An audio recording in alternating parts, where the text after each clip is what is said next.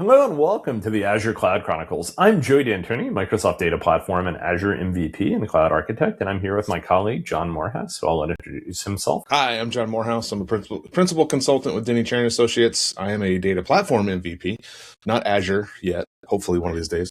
Yeah, that's me. Yeah. So usually we talk about some Azure service or feature, and we are going to talk a little bit about policy and as it relates to Fabric today, because it ties into a session I gave last week. But what we really wanted to talk about was FabCon, and we intended to record when we were on the road, but we were much busier than we expected to be. So we just did 2 weeks where we were in Atlanta and then Redmond. So in Atlanta we were at FabCon and SQLCon, and then in Redmond we were at MVP Summit.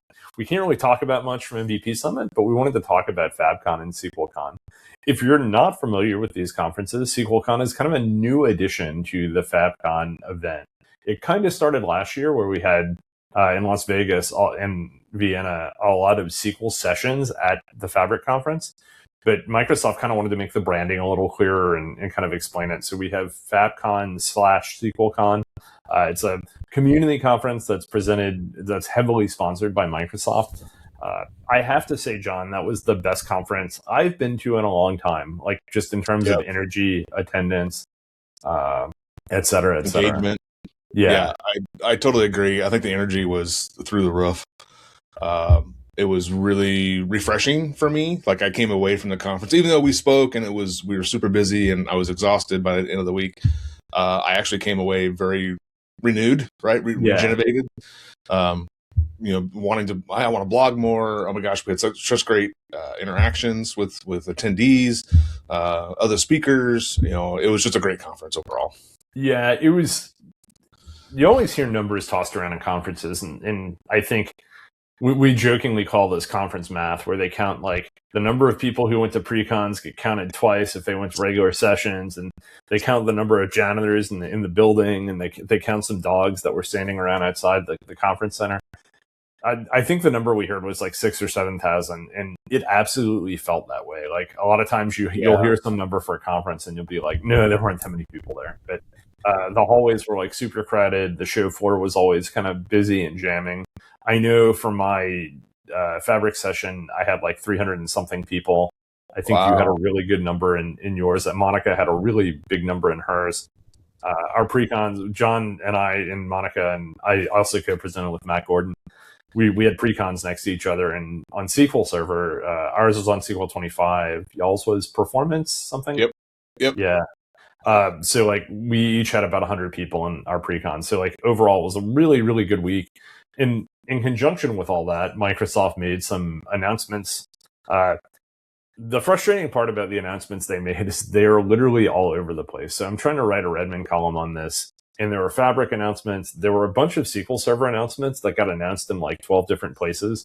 And so it kind of overlapped with some NDA content we heard too. So like we're having to double check and go back and forth to make sure like everything we're talking about is public. But I did want to talk about a few things. So SSMS got a SQL Server Management Studio, got some new things and some GA things. So the Copilot integration is now GA. So I spoke with Aaron this morning because I wanted to get some dates. They released this GitHub Copilot integration in fall of last year. What it was before, if you don't remember, you had to create like an Azure AI Foundry. It was, I would argue you had more kind of enterprise control over it, but it was a really hard feature to implement, and you had to have pretty high levels of Azure permission in order to create it. It was, I will safely say it was above the skill level of most DBAs to do that. I don't know. Did you ever use the old AI tool they had? No, I never got into it. Although with the latest releases, I'm more interested in using the GitHub Copilot with Management Studio. Yeah. The other thing they released was like you can export query results to Excel, JSON, and CSV, and possibly one other format I'm forgetting, which was a great feature that was in this tool that used to exist called Azure Data Studio. Long live Azure Data Studio. It still lives on my machines. Yeah, mine too. And it will until it absolutely dies. Speaking of Azure Data Studio, one of the things Azure Data Studio was missing was the query store feature. DCAC and I kind of co-released yesterday for the VS Code Visual Studio or SQL Server extension. In the marketplace, there is an extension called SQL Server Query Store Reports that John and Monica and I kind of work together on, and it emulates the behavior you see in Management Studio. My execution plans aren't quite as good or pretty, but it gives you all the features there. And there are a couple of features that Monica requested that are things that are not in Management Studio. So give it a shot especially if you're a Mac user and you don't have regular access to SMS. We're working on some other stuff in that space, so be on the lookout for fun things there. And that was one of the big missing pieces of Data Studio, even. Yeah. So that'd be a really cool extension if you're. The two biggest things that are missing are availability groups and in Query Store, and we got one of those, and we're thinking about one of the others maybe. Yep. Yeah, the execution plan things were problematic. I actually used the ADS when I was building that. I kind of used the ADS execution plan code as guidance on how I had the AI that was helping me write code build the execution plan viewer. So it's not perfect, but it's not bad. But give it a shot. If you have any feedback, it's on GitHub, and we're happy to include it. It's better than nothing. Yeah. There are some things I like better. There are some things that are better natively. Yep. One of the other things that got announced, and this announcement was a little bit all over the place. Change event streaming. This is kind of a new thing in SQL Server 25. It's been in SQL Azure for a while. Azure SQL Database. This is just to explain. Matt and I had this kind of cool demo in our thing. Change event streaming is sort of like change data capture and change tracking. The big difference is you have a downstream actor that does something. So in our case, we had a kind of a Formula One simulation, and rows get inserted into a table that we had called, I think, race simulation or something like that. And those rows would be like events that happen in the race. What happens is, because we have that table enabled for change event streaming, we have that change event streaming feeding into an Azure Event Hub. Right now, an Azure Event Hub is the only option you have. I think in the future, you will probably see the option to go to Kafka. I've had some discussion with the team about it. Like, it's on their roadmap, and I think being locked into Azure only is not a great look for them there, but it's not there yet. But anyway, so that goes into an Event Hub, and then downstream applications can consume that. So just to give you an example, this was the demo we built. The simulation would run, the events would go to the Event Hub. They'd be picked up by, we had a C# app that was just running as a terminal app. They'd get picked up by that app and display in various colors. However, if like certain events happened, in our case, it was like if an accident on the track caused a full course yellow flag with a safety car, we would make a call to our quote unquote race engineer, who was an AI service that we were calling, to try to decide what to do. I think Bob has a similar demo with shipping. Like if ship time on a package is going to be more than like 3 or 4 weeks out, consult this AI bot to see what happens. Pretty basic example of how to use this, but it's kind of a neat thing. So there were two things I had complaints about. One was in Azure SQL Database, if you use change event streaming, the only way to authenticate to your Event Hub is using Intra, which is mostly a good thing. Managed identities rock. You should use them everywhere. In SQL Server 2025, you had to use a shared access signature. And when I first saw that, I was like, okay, that's annoying, but it's not that big of a deal. And then I realized it was different than like the shared access signatures we use for storage accounts with backup to URL. You had to actually like write code to generate the shared access signature, which sucked. It was a pain in the neck. So now, which as of CU3, SQL Server 25 supports intra managed identity. So I tested it. It works. It took me a couple of times. If you screw up, the error messages are terrible and kind of useless. Like you get some weird synapse error messages. That's unfortunate. Yeah. So a lot of this stuff came from that Synapse Link code, so it evolved out of that. So there's still a lot of error messages in that space. But the other thing Microsoft announced is this is now supported on managed instance. I think, and I want to be careful about. I'll let John talk about this because I don't want to get kicked out of the MVP program. Sure. Yeah. So let me get kicked out. No, I think you're going to see a lot more convergence of like the Azure SQL / managed instance / SQL Server space. I don't think that's anything remotely NDA coming in the next probably 12 to 24 months. Sure. Yeah, we can't really give any specifics on that, but like there's definitely some planning going on. Probably stuff that should have happened when some of those services were built, but it's the direction there is pretty positive to kind of align services. So there'll still be differences between the service. You're not going to ever see like one single service that rules them all, but I think you'll see some convergence there, and that's probably a good thing. I think it's a good thing. So John, I know that Microsoft announced the Azure migration with Arc for SQL VM and Azure. Can you speak to that and like some of the benefits of that? From what I know, and I haven't fully read all the documentation yet, previously, if you wanted to move the actual virtual machine that SQL was running on, your options were to move the VM itself with like Azure Migrate or move the databases. Using Azure Migrate sometimes was a pain in the butt because you had to have an on-premise appliance with vSphere, Hyper-V. To facilitate that move to copy the actual virtual machine, or you had to use other tools to move the database itself. With Azure Arc, though, right, you can connect your virtual machine on premises to Azure and actually use it in inventory. So you can actually see it in the control plane and manipulate it, which in the right scenario is kind of cool, I think. Yeah. But I think that they will facilitate a migration of the virtual machine itself through the Arc connectivity. Yeah. I don't know exactly how they're doing it behind, under the scenes, but I think it'll be easier. To move. Yeah, so Matt and I had a really basic Arc demo in our presentation, and if you're not familiar with Arc, it's one of those unfortunate Microsoft products like Defender and like Copilot. Okay, so now I'm in incognito mode, so we'll see. Hopefully nothing pops up. Sorry about that. No, shit happens. Okay, so we were talking about Arc and migration, and I was going to talk about our demo. Okay.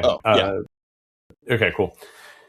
Yeah, so in Matt and I's pre-con, we wanted to do an Arc demo, but we didn't want to get too overly involved.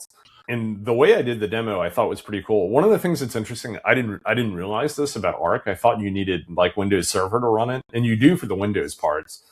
But for SQL Server, I just had a Windows 11 laptop, so I had that Surface Book that we got through that Microsoft program last year. And I had a Surface Book running SQL Server with Arc, and it just fully showed up in the SQL servers. And there's some work going on in this space that I don't remember. I don't remember exactly what's in the air or not, but it looks like a SQL server running in an Azure VM effectively. It's in a slightly different path, but you can see the databases. So anything you could see for an Azure SQL VM in the Azure portal, you see for that Arc VM. And that was a laptop running in the session, but like it could be an AWS VM, it could be a GCP VM, it could be something on-prem. Arc lets you have all that goodness that Azure have. One of the other interesting things there is managed identity. You want to take advantage of using intra-managed identity to access other Azure resources, like that change event streaming thing I was describing. You can use the managed identity that's provided to you by Arc, and that will show up there. So did you migrate just the databases up in your demo? No, I didn't migrate anything. I just Arc enabled just to show the functionality. Yeah, we didn't. Go ahead. I think the database migration through Arc is pretty slick, right? You can, if you have an Arc connected machine, like your laptop, you could have used MI Link to migrate to managed instance or LRS. And I was actually playing around with that just before the conference, and I think it actually was relatively smooth to migrate a database. So I think that's good. They're making headway into that space. Just to be that network jerk, For MI Link to work, you would need a VPN. That's true. That is true. LRS would not. You could get by. So Arc works over 443 right now. So you have a connection to Azure over HTTPS, which is port 443 for those of you who don't have all of your network ports memorized. Longer term, I think you might see something else there, but like you can have a VPN in place, and you would need that for MI Link to work. That's true. Yeah. That's true. And LRS really is, for all intents and purposes, log shipping behind the scenes. Yeah. Right. Yeah. It's a managed log shipping scenario. Yeah. The justification I was given as to why Managed Instance didn't support just regular log shipping is because the databases immediately have to start getting backed up. Something like that. It's messy. It goes into the managed instance backup infrastructure. It worked in the very, very early days of Managed Instance before it was public, so I was bummed when it went away, but it's mostly the same. So we're going to talk about your favorite topic, and then we're going to talk about your talk, Fabric Database. So Azure or Fabric SQL Database. SQL and Fabric. There are a number of features added here that absolutely should have been in the product from like the day it launched. The first two features I'm going to talk about, I don't understand how they weren't in the product from the day it launched, but they're auditing and customer managed keys. So Azure SQL DB has had auditing.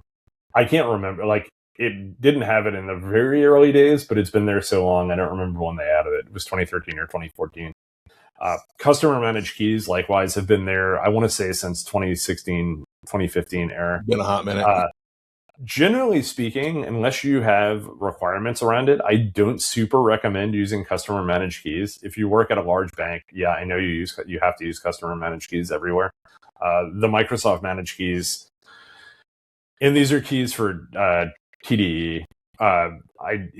Your life's much easier if you just let Microsoft manage the keys, but I absolutely understand there are organizations that have requirements around that can't do it. You can also change collation, finally.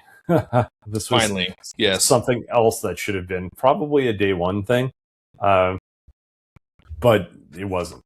The other thing that's interesting that's going to lead into, I'm going to let you talk about your talk, is vCore governance. Microsoft released one of the more confusing documents I've ever read around how you can govern, you can specify a bottom and a top to the amount of vCores that your Azure SQL database can use. I think one of our recommendations was that the bottom was always too high and the top was probably too low. Because I think when we first saw this, what was it like? It was like 16 and 32 cores, and that was the only two things you could have ever. Mm-hmm. The pricing and consumption, CU consumption on this is still very weird and very hard to fully understand. It took John and I and an AI bot to try to help explain this yesterday, but it is there. Which leads us to our next topic. You talked about Fabric Database. I did. Talk about what you talked about. Sure. So I have a session that compares SQL and Fabric with Azure SQL Database, because SQL and Fabric is really based off the architecture for Azure SQL Database. So the underlying architecture that runs both of them, but there's two different products, right? And I will be frank. I am honest in that presentation in terms of how I think. And there are some things that they got released, like you mentioned, that should have been released on day one, right? Mm-hmm. Originally, we had 7 days of backups, and that was it. Like that 7 days was the most you could do. So for a production environment, or for anybody looking to use SQL and Fabric from a production environment, 7 days of backups is all you had. Now they've since enhanced that. Right now we get 35 days. There's still no support for long-term retention there, right? That is also correct. There is no long-term retention, and there is no DR scenario yet, which again should have been in the product from day one. But I'm not the engineers or the PMs in Microsoft, so I think that SQL and Fabric is great for stateless things. I talked to Megan, our good friend Megan Longoria. She uses it for metadata for some of her ETL ADF loads. I think that's a great solution for it. if you want to store small static data that doesn't change, I think it's great. But to use SQL and Fabric for a true OLTP transactional system, it's not there yet. I don't think it's there yet. Yeah, that's just my opinion. It's also it runs on a serverless database, and that's where that I think partially, like, I understand why they made it serverless, but that's where some of that pricing confusion comes in, and like there's like a 15-minute lag time too, and when it stops billing you. But I think one of the other challenges of that I've run into when I've demoed Fabric SQL database is that your performance is widely variable because it's like aggressively serverless. So I remember I did a talk at the Atlanta SQL user group last year, and I ran through my demos at like 4:45, and I was like, okay, cool. I knew how long the timing was, and I always do live demos. I take pride in doing live demos, and when I went to run the demo, you don't record your demos? No, or with a distended voice with a distended AI voice talking over them. No, that is not me. If you can't do live demos, people, please. Like, if stuff breaks, I want to see stuff break. Unless you're Bob. Unless you're Bob. Unless you're Bob, because Bob. And if you're in a keynote, I understand, but like, and you can't tell that Bob's not doing a live demo, which is the beauty of watching Bob present. That's why he gets a pass, because he's amazing at it. But basically, I was doing something that was an operation that involved a lot of I/O. I don't remember exactly what it was. Like, it was something like an index rebuild, but it wasn't that. I think I was scanning segments because I was talking about compression, and it was running in like 10 seconds when I did my prep, and then it took 2 minutes when I was doing the talk, and I was like, what the hell? And then I figured out that it was a serverless thing, but like, you can't have that kind of variability in an OLTP app that's supporting customers. Like, if your entry order takes 10 milliseconds normally, and then suddenly it takes 30 seconds, that's going to be bad. So like, you need to, in order to have that notion of having like a fully encapsulated Fabric solution, I think you need to have something that's got a fixed capacity and really predictable performance. Well, you mentioned capacity. I think that adds another layer of confusion in terms of understanding how the database is going to interoperate with your Fabric workspace and your Power BI workspaces in terms of consuming capacity, right? And you and I have looked at the formula about capacity, and I think you need an advanced degree in engineering or physics to actually understand it. And finance. and finance, right? So I think that it's just not there yet for a production OLTP workload. I think they'll get there eventually. But it's just, my opinion is just not there. And Microsoft knows my opinion. It's like, to be completely honest, I don't see the benefits of having, even if it worked perfectly, just because of the way it's costed, I don't see any benefits of really having, like, the only time I can see really driving towards that solution is if you have a customer that's exclusively Fabric and they don't use Azure at all. But those customers are pretty rare now. Like, maybe that customer exists somewhere, but it's not something I've super seen. Well, and let's not forget the baseline and long and stable tenet that we have always operated on of separating OLTP workloads from OLAP workloads. Yeah, and now we've reversed that and converged them back together. And I get bonus. I mean, there is a physical separation. Your Fabric SQL database is not running on the same hardware that but you're running on the same capacity. Your Lakehouse, your Power BI is, but it's coming from the same billing pool, and that it's messy. That's okay. So that's a great analogy. Or adjective. It's messy. Yeah, it just is. So that was John's talk, and like, what's kind of cool is it leads nicely into my talk, which is we're gonna do a little bit of a demo and talk about some more or broader Azure things here in a second. But I also talked about Fabric, and what I talked about fits right into what John and I were just talking about. My topic was the Fabric well-architected framework, which is not a thing that exists. So if you've worked with Azure for any period of time, if you studied for AZ 305, or if you're old like me and you passed AZ 302 and 303 and you're an architect, you know all about the well-architected framework. Well, my goal with this talk was to build out something like that for Fabric. And what I kind of did was I built out this model, and this model we'll talk a little bit more about later, but I'll zoom in just so you can see this a little bit better. This is how we split things up. And one of the ways I recommend splitting things up potentially is by workload. So here you can see like we're logically splitting things up by the department, the functionality, and the environment. So sales, analytics, prod, which you might have a lakehouse and a semantic model and a pipeline all in that. In some environments, you may even want to split things out by workload. And what this means is you would have like a dedicated capacity for each of these things. The reason for that is, like John mentioned, Fabric database and Fabric lakehouse and data warehouse are separated, but like they all come out of the same pool of capacity units or CUs, which is how Microsoft builds Fabric. This is like highly confusing, and why you need a finance degree and a computer science master's degree and a metaphysics master's degree to understand all this stuff. Basically, what could happen if you had a busy OLTP database, your executives might not be able to run their reports to do quarter end close because all the CUs were consumed by that database workload. So the notion is you split these workloads out into individual environments and do some things that way. It's not a perfect model, but it is kind of the best we can do. So right now, Fabric has some gaps in terms of, I would say, both security and in terms of policy in the way things are granular. So one of the problems we have is we have limited control over how we do this. So in this GitHub repo, I kind of proposed doing a couple of things. One of the things I did was, because we deploy Fabric into Azure, so when you deploy a Fabric capacity, you use the Azure portal or /API/PowerShell/AZCLI to deploy /Terraform to deploy it.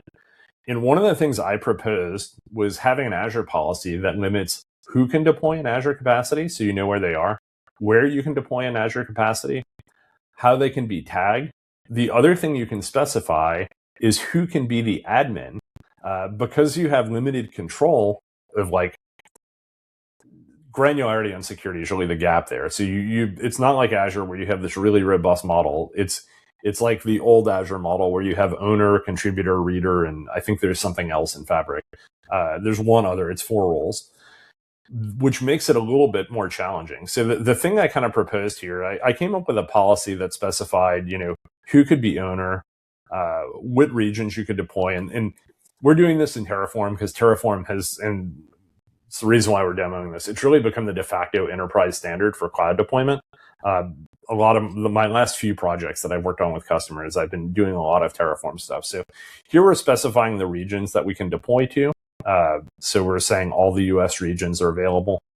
Then we're saying we want to enforce a naming standard on the capacities.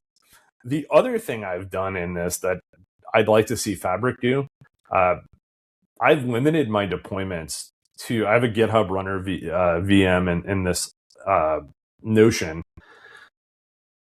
I've limited who can do Fabric deployments and that they can only be deployed through that GitHub runner VM. So effectively, no one would have owner or contributor, and only the GitHub runner would. In that way, we can enforce a naming standard, because we can enforce a standard on our capacities using Azure policy. To Azure, Fabric is like just an opaque box where we can't control anything because Fabric is its own universe.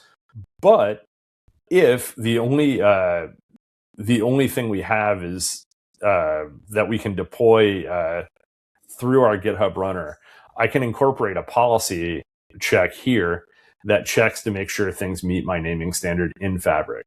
That was kind of my goal to like, it's a really half-assed way to implement policy. Like, to do this really correctly, Microsoft's going to have to do something. And I've heard rumblings about things in that space. I don't know what's going to come out, but this is my basic attempt at it. So if you're deploying Fabric, give this a shot. Like, it's kind of neat. Feel free to comment on it, because I'm trying to build something out that makes sense for customers. But that was my talk on the well-architected framework in Fabric and just kind of what the gaps are here. Was it well received? I heard good things from your talk. Yeah, I had really good feedback. I got a lot of people saying it was nice to hear not just super positive stories from Microsoft, and not just talking about new features and magic and things like that. So like I think that was well received. Yeah, the feedback I got was really good, so I was really happy with it. I was really happy with the way I kind of landed everything. So That's awesome. I think I've been hearing positive things from Microsoft on that stuff, so I think you're gonna see lots of change. I agree. But it's going to take some time. So one of the things I did, and I'll was I created like 100 namespaces that were terribly randomly named, like so finance dash engineering slash final slash v3 etc. And I wrote a Python script that created 100 namespaces like that, and everybody was like, how did you log into our Fabric workspace? Yeah, that was the basics of that talk, and I was really happy with that. But yeah, I think Microsoft's finally starting to. You can see it with some of these Fabric DB features. You're starting to see a shift towards some of the requirements that enterprises have, because that team is so used to building Power BI for like small organizations. And the other thing about Power BI that's a little bit different than Fabric is a reporting tool sits on top of a lot of enterprise things. It's not like an enterprise thing in and of itself. Whereas Fabric, the kind of workloads it's doing are very much enterprise type activities. Yeah, I agree with that. Yeah, for sure. So I think that's about it from the conferences. We're going to talk more, I think, next time we meet about Azure policy, because I think it's kind of a really interesting path to go down. It ties in tightly to Terraform. So, like, one of the things that LLMs have really helped with is infrastructure as code. Used to me, I always thought you had to have a certain amount of maturity and effort to build it, because like it wasn't, if you're deploying like 2 VMs in a single VNet, it probably wasn't worth building that out in IAC. Now that you have an LLM that can build that out with pretty high accuracy, you should just be really building everything as IAC. So we'll talk more about that in our next talk, and hope you enjoy it. And anyway, anything else from SQLCon or FabCon? Yeah, and somewhere in the future, we have got to talk about Database Hub. Somewhere. Oh yeah, we didn't talk about that. That was announced too at FabCon in Atlanta. Read my yeah, that's a very good point that I completely forgot about.